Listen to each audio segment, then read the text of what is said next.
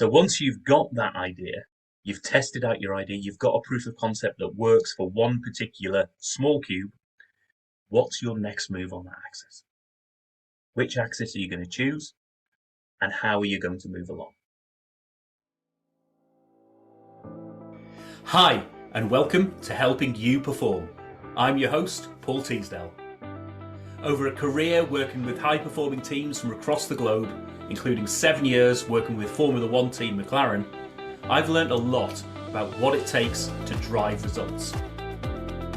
In this weekly podcast series, I'm going to be bringing you tips, tricks, and insights from the world of Formula One that you can apply for your organisation for your own high performance. Enjoy. Hi everybody, and welcome to another episode of Helping You Perform, where I bring my tips, tricks, insights and stories from the world of F1 and other high-performing teams and help you apply those learnings for yourself so that you can accelerate your own performance. I hope you enjoyed last week's episode, which was episode 44, and the title of that episode was Consistency is King. Consistency is absolutely crucial to anything that you're doing in business, in your personal life, whatever it might be.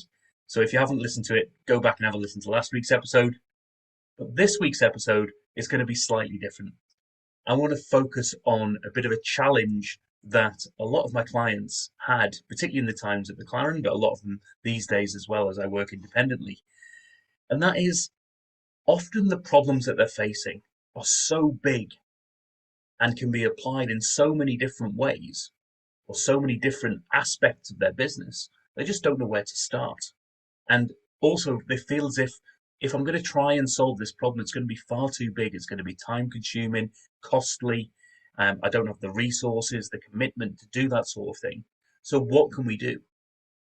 How can we learn something? How can we understand whether this is even worth doing before we go out and sort of accelerate it and scale it out to the rest of my business? I'll give you a bit of a story from one of the clients, my first client actually, that I worked with during the McLaren days, which is a big supermarket chain. And I often joke that I was enticed back to the UK from living and working in New Zealand to sit in Woking and work on supermarket shelf stacking problems. And that's what this was. It was a challenge that said, every time we're bringing stuff out to the shelves in order to restack, quite often, and we don't even know how often, but quite often, there isn't even the space on the shelf for the product, or there's space for 10 products and I've only brought 8 out. So all of this results in wasted movement and wasted effort and resource. And this supermarket, to give you a bit of scale, was spending £1 billion a year purely on the labour cost of putting stuff back on the shelves. So when you've got a business that's that big, and you've got a problem that is so ubiquitous around your business, where do you start? And what they'd come to McLaren for was to understand some of the abilities in what we call a digital twin, the ability to create a virtual version of their physical operation in a digital world. And there's some real great advantages to that, and that is all about, how do you model and simulate, how can you test things in an environment without having to do these physically? Because what this client was doing was, when they came up with a new idea, a new way of working, something that they wanted to try, they would go and test it in 1 or 2 of their stores. And off the back of the results of that test, they would either scale it out to all their stores, or they would stop that experiment there in its tracks. And there's 2 main issues surrounding that. So if things go really well and you look to scale that same thing out to all of your stores that you've got, then that's a risk, because just because it worked in that one environment doesn't mean it's going to work everywhere else. There's all these different stores that have different layouts, different sizes, different types, different mix of products. So that's a risk that you're taking, is if it's worked really well in the trial, who's to say it's going to work elsewhere? And the flip side of that risk is, if it hasn't worked in that trial, you could be scrapping a really good idea that works for 99% of your business, and you've just chanced upon the one context in which that problem and that solution doesn't work. So you do some massive risks on either side, either cost of scaling something out and you won't get the benefit, or not doing something that will give you a huge amount of benefit. And so, how can we take that problem and scale it down to something where we test it, we understand the aspects of that, and understand whether or not it's going to work when we scale it up? I came across this great term called the cube of scope, and that was all about finding three axes on which to measure and test your idea. Now, if I take this supermarket example still, then those axes might be the different types of store that they've got. So they might have a small store, a medium-sized store, and a mega store. So you've got three different stores and types that you can do. You might also have the different types of goods that you want to test. So dry goods, frozen goods, fresh goods might be three different aspects that you've got there. And you might also have locations. So whether or not something that might be important or you think might be important within the scaling. So maybe distance to the local um, centre, the distribution centre that you've got. So whether it's within 0 to 10 miles, 10 to 20 miles, 20 miles plus. So you've got three axes, each with three different options there. And what we would encourage people to do is say, right, what's the smallest cube of scope?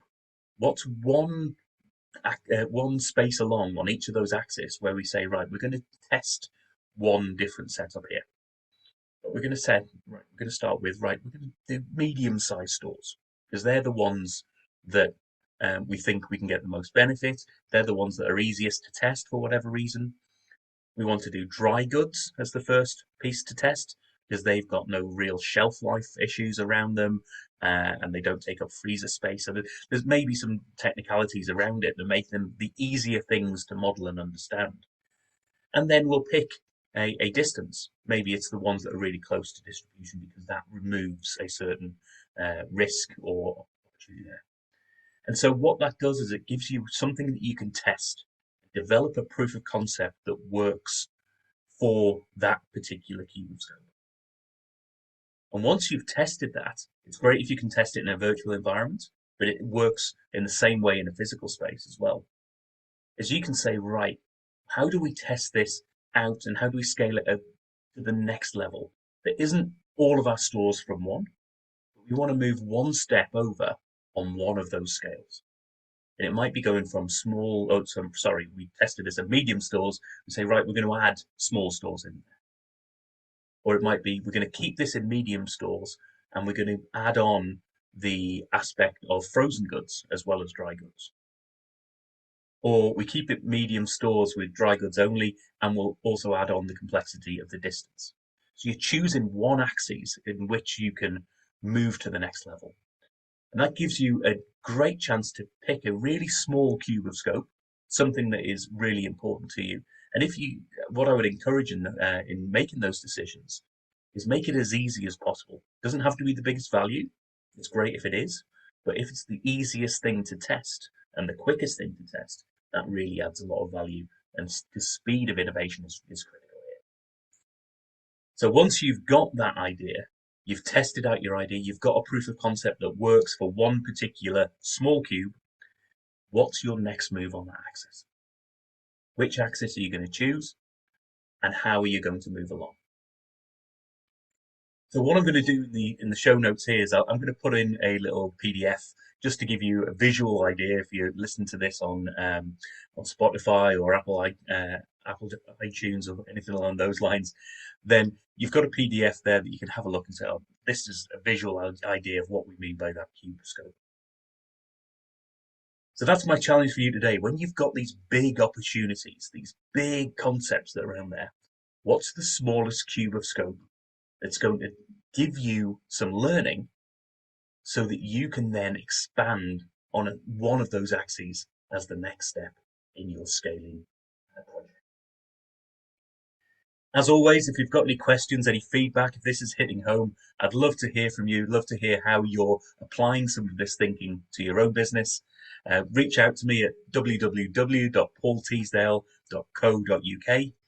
And yeah, I'd love to hear from you. Drop me a line, we can have a chat and see how this is helping to accelerate your own performance.